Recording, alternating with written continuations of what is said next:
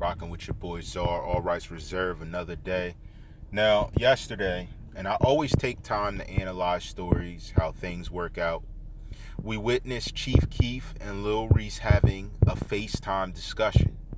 And you've seen so many stories, but as I always tell you, I listen to these guys normally, and they never discuss it in the way that I'm looking for. It's always impressionable, or they're doing it in some weird voice to make an impression, like always some different type stuff, but it's not to get to any solution. As you know, Zara Rights Reserve builds a solution of a perspective. So whether it's left or right, it's always objective, and I'm not jumping to either side unless I feel that strongly about it, and that's only because I'm a human being.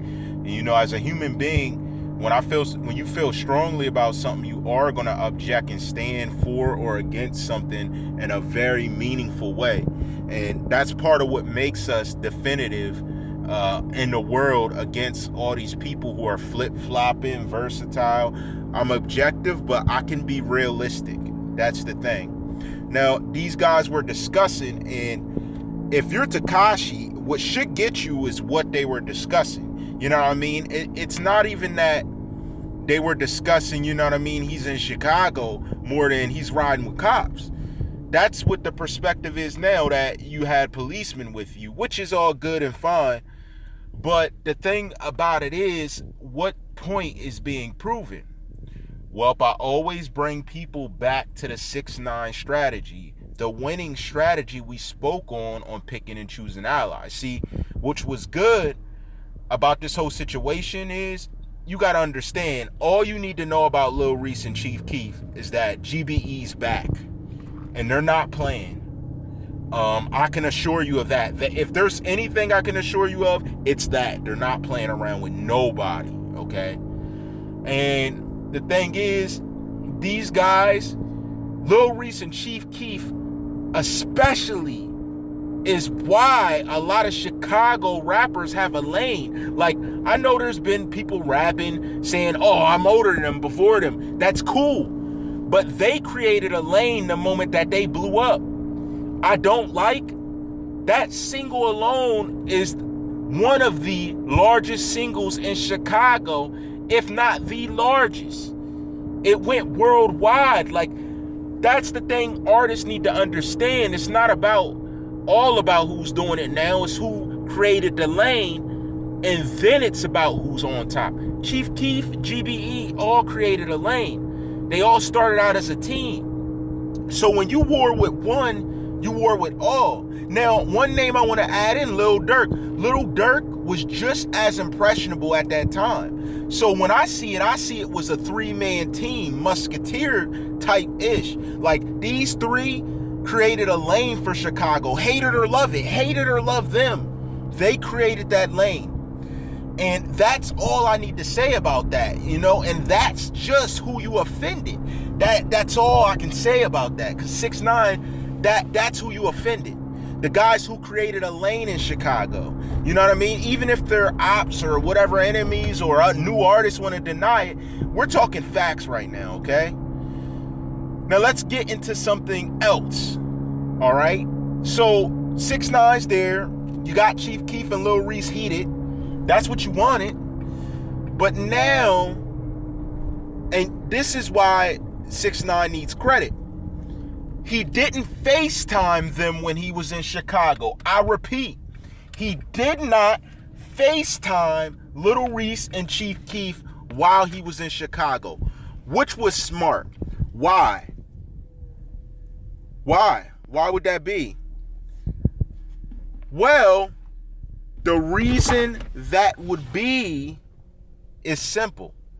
The reason he wouldn't FaceTime them is because if you have your background up, if someone's from an area, there's a high probability they could figure out where you're at just off of sight. I mean, if someone FaceTime me here where I live, 90% of the time, I'm going to see the background and know where you're at. Doesn't matter how big the city is. If you're from there, you'll figure it out very fast, especially when you're looking for someone.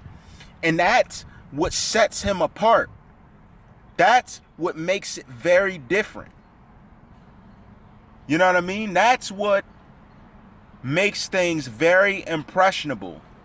That's what the point of the matter is. That's what you want. You know what I mean? As someone who's hunting for someone, but 6ix9ine wasn't dumb and he didn't fall for it. Now, was he rolling with cops? I don't know. I'm not sure. I wouldn't know.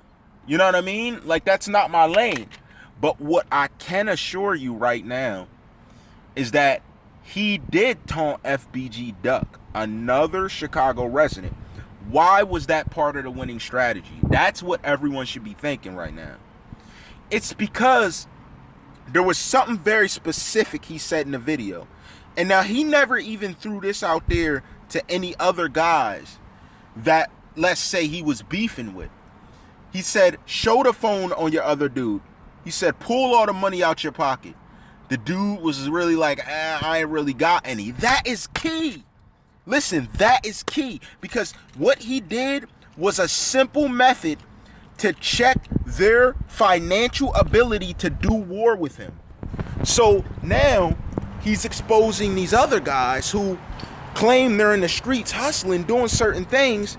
He wanted to show they didn't have what they said they have in these raps. Now, of course, he ain't do that to Lil Reese and them because, let's be real, being such public figures, there's a chance that they were prepared financially to do war with him, let alone they were ready mentally and morally. But the game's changed now. So he got through by hiding his location from guys he knew wanted him, but also throwing shots at new guys for the entertainment of the people. And this was very successful because he escaped the people who were ready for war with him and then taunted those he knew could not do war with him. Why would we ultimately do this on FaceTime? Not only is it for clout or to make himself recognizable to the audience in Chicago, but it's to prove a point. It's to prove that 6ix9ine is not only an artist moving, let's say, with his own purpose, it's that he's smart. He was showing you that he's not dumb and that he's not moving with a movement that has no financial backing, that has no presence. And the only thing good I heard from all of these other bloggers that made sense is when they said, oh, 6ix9ine, you know, he did this and this. Number one, let me say this real quick. Chief Keef is, let's say, he's potentially a legend for Chicago because the way he kicked down the doors. Lil Reese too. That can't be argued because I Don't Like came out. No one was really listening to Chicago music. I was watching Chief Keef before his mixtapes because something that got me was the savagery they were rapping about. I personally haven't heard it to that degree.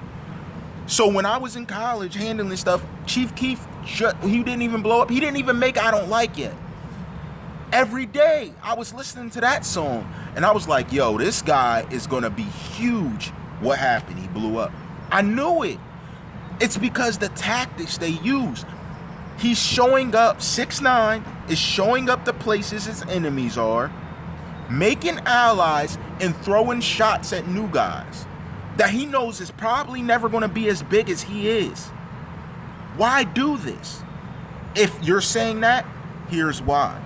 The reason you do these things is not only to build your clout in other cities, and it's a dangerous tactic, don't get me wrong, but he's also making his presence known that you haven't seen me yet, but when you do run down, you don't know what's going to happen if Lil Reese and Chief Keef caught up to him. And that's why they're not dumb either.